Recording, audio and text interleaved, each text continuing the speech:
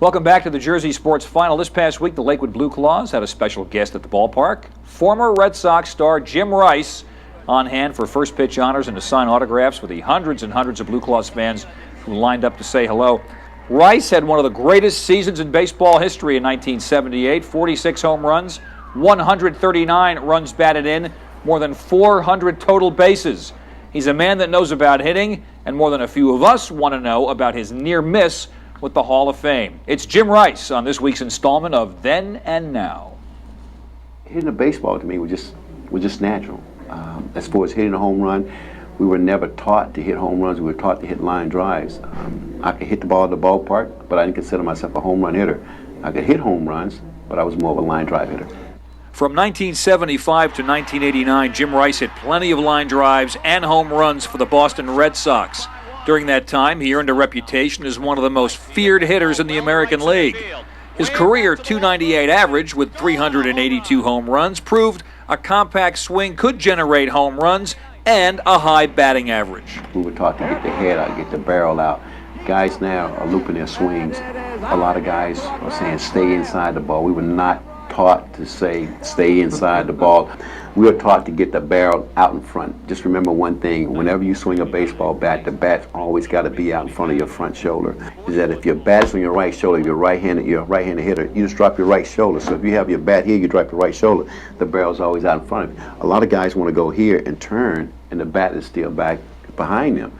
It's hard to argue the point, but surprisingly, for all his offensive exploits, Rice is more proud of his defense playing left field at Fenway Park.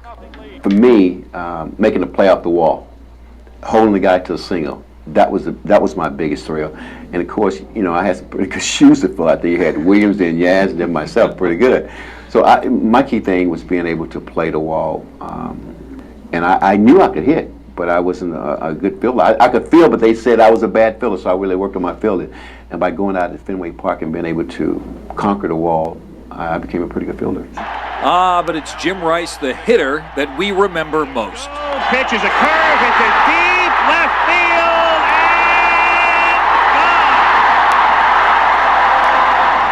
and gone! Hitting a baseball, and guys talking about 90 miles an hour, I mean, I could do that.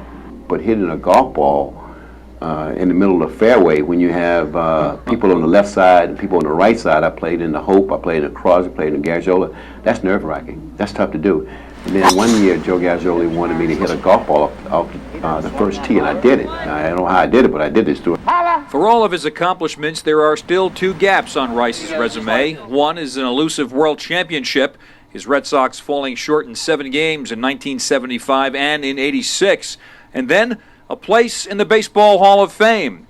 He got real close last year. I didn't think I would play one day in the big leagues, and I played 15 years. And of course, by being in the World Series in '75, I had a broken hand. I didn't play in the series, but come back in of course '86. We don't want to talk about that.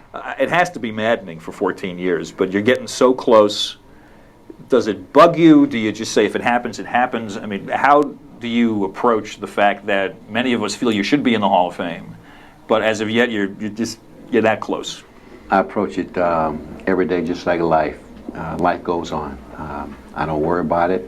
I mean, like I said, been 14 years. Why I'm gonna start worrying about it now? I mean, if you're talking about Hall of Fame, I think you're talking about dominant players. I don't know if I was a dominant player or not, but I thought I was a pretty good player. There are guys that are in the Hall of Fame that shouldn't be in the Hall of Fame. There are guys that are not in the Hall of Fame that should be in the Hall of Fame. So that's the way I leave it.